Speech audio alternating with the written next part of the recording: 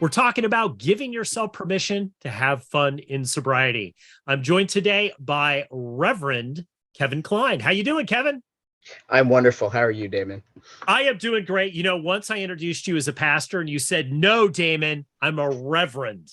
I don't know what the difference is, but welcome back to the show, Recovered Life contributor and Reverend Kevin Kline. So, Kevin, Yes. what's the deal? Having fun, man. Like, there's a bunch of uptight people in recovery. You Yeah, got to there give are. yourself permission to have fun. What's the deal with that? Why are people stuck on this? I knew as soon as I put out this episode, and I know we're going to get comments on this, people sometimes are afraid to have fun in recovery. Well, I think there's a couple of things. One is if people are new, their only angle on having fun is getting loaded and, trying to figure out how to have fun not loaded is, Yeah. kind of overwhelming sometimes. But I think it's mandatory to have fun. Uh, I think that if sobriety, being clean and sober isn't fun, I won't stay clean and sober because I'll just get so uptight about everything. I'll like stop talking to God and then I'm out of here. Um, when I was new, I had a whole bunch of people that I hung out with, and we would go do things, go see movies and go play miniature golf and just do all kinds of stuff. And what that did for me, aside from having a good time, which I enjoy, is that I got to know them a little better. So if something came up, I would have somebody to talk to because I knew them already. I could say, "Hey, can I call you?" You know, and it's easier. We need networks of people. We need a lot of people. Um, Kevin, you're talking about how that it's a priority. And this is interesting because one of the reasons I wanted to do this segment with you is I don't think people think about it as a priority. I know I didn't. Like a lot of times when you come into recovery, admittedly, people come in with a lot of problems, right? It's like a bad country music song. They've lost their dog, they've lost their girlfriend, their mother yes. won't speak with them, right? It's sometimes a lot of chaos. So the last thing they're thinking is, "Oh, fun, fun, fun," right? But I found it is, we've been having a lot of shows about prelapse and relapses, and Mm, we're talking about the signs of that, right?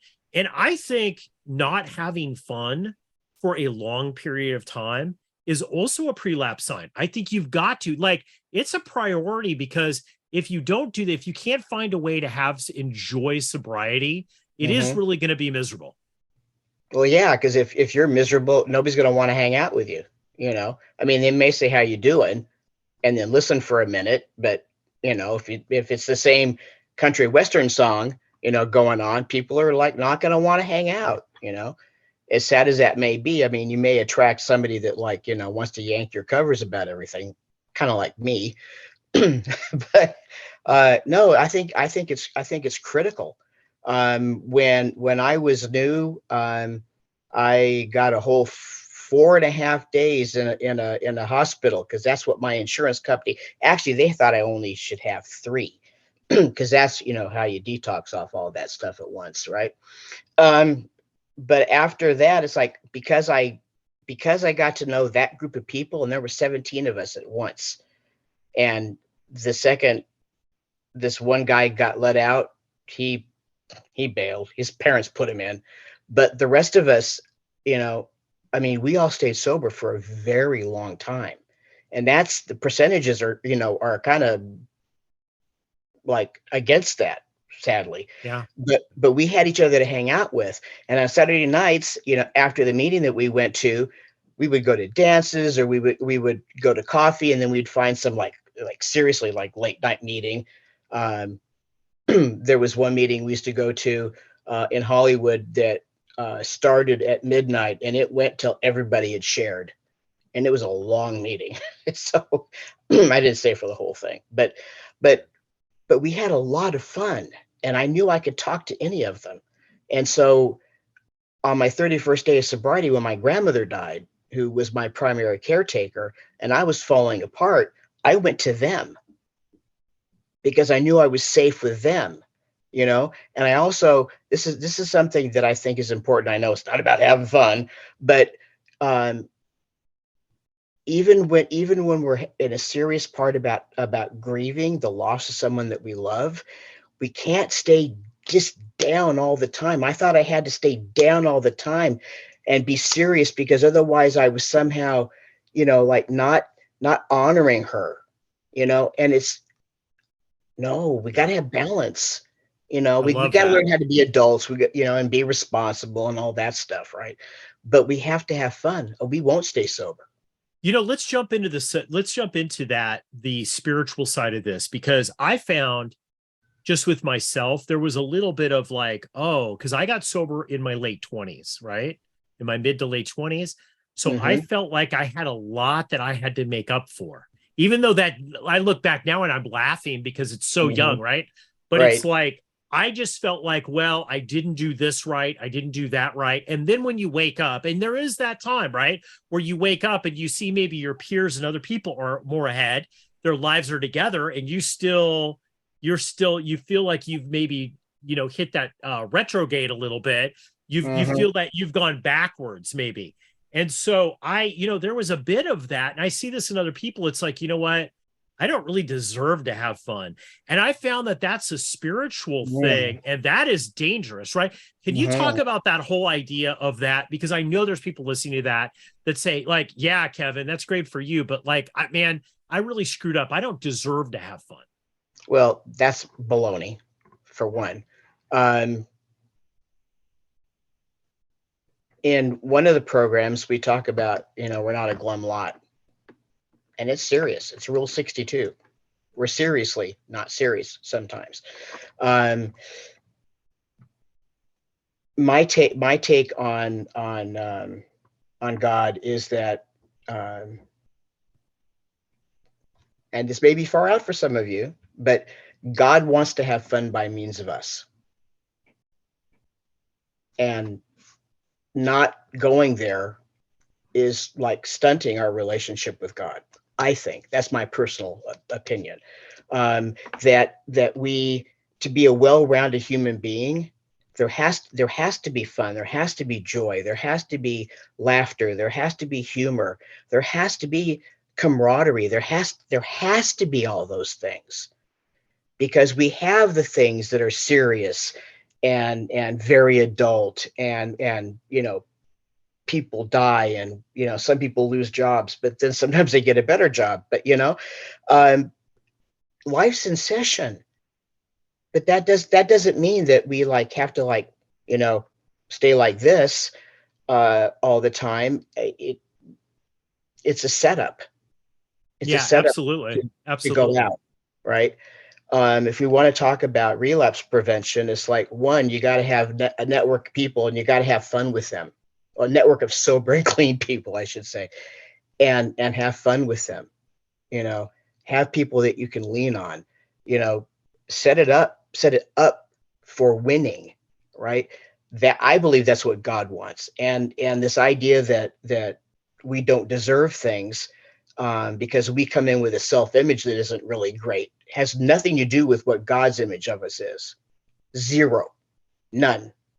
So, I mean, we were made to have fun, and to laugh, and to love, and to have joy, and to have humor. Some of us tend to go there a little faster than others, but um, or a little further. But and for those of you who don't know, the longer you stay sober, the less serious we can be. Um, Damon and I have had quite a few times at coffee where we've laughed a lot, and that's wonderful. And I know I can call him, and he knows he can call me. Um, yeah, it's the other thing about deservership that I hear in meetings, and I want to yell out, that's bull crap, but and that's that, talking about grace, and that people think that they don't deserve it, and what it says is unearned, and that does not mean undeserved. It just means you don't have to work for it. It's yours already. I love that. Yeah, Okay. it's an unearned gift. It's not, yeah. I It's love not that. undeserved. let's dive into the process here of how people can get out of this funk, because you said something before.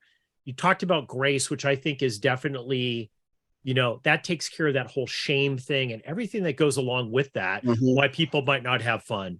But let's talk about this word that you said, connection. And I think what I found too is the times that I have been the most serious and the most unwilling to have fun are the times that I didn't want to connect with people. And it was actually a defense mechanism. And we know now, yeah, absolutely. You and I know that the way in which the prelapse happens, and one of the first things that happens is cutting off connection with other people. It's the connection, like you and I talk about that a lot, about how amazing 12 steps is and all that, and how great sober coaching is and all that stuff. But really, it's all built on a connection, this magical connection with people. Fellowship. What if people have cut off that connection and they find that they're just not connecting with people? What are some of the tips that you would give, Kevin, that people could maybe jump in, right? And take just a little step to start connecting, start having fun? Well, the first thing I would say is have at least one person that you can reach out to that isn't gonna, just pat you on the head and say everything's fine, and then he'll leave you alone, right? Have one person you can really talk to that you will believe when they say your head's up your butt, and we need people like that because we can go there. It's easy for us to go there. It's easy for us to isolate because that's the dis-ease.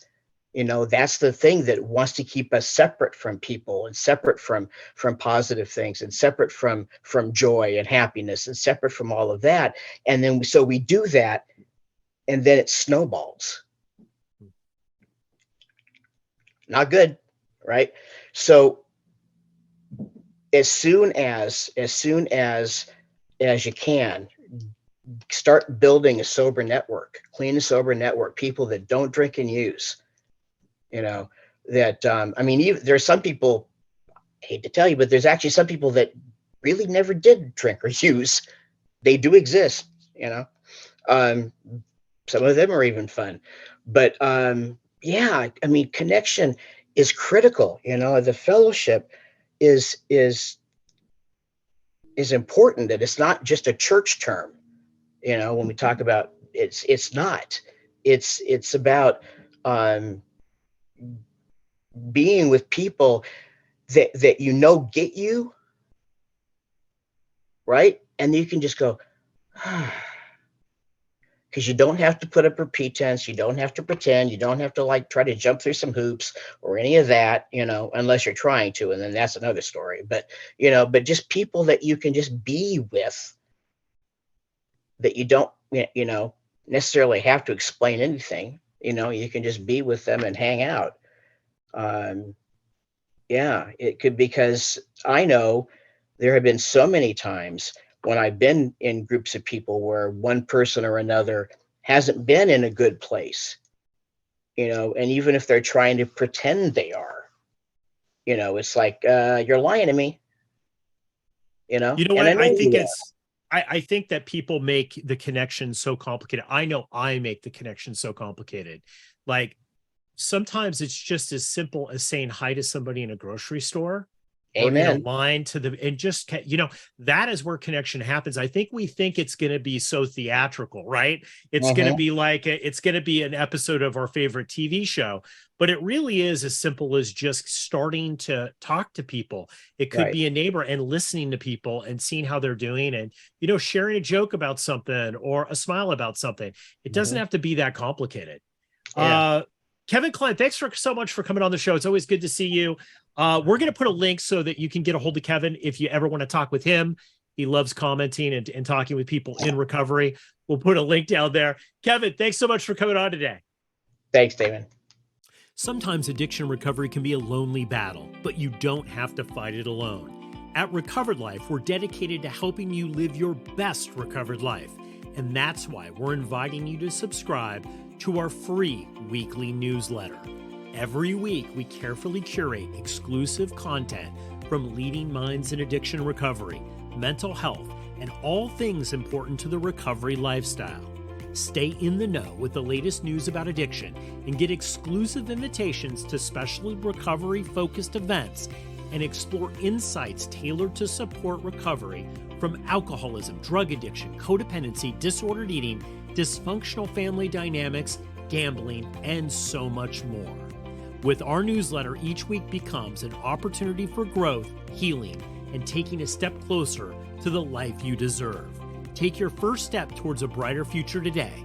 Go to recoveredlife.us and subscribe for free. Sign up now at recoveredlife.us.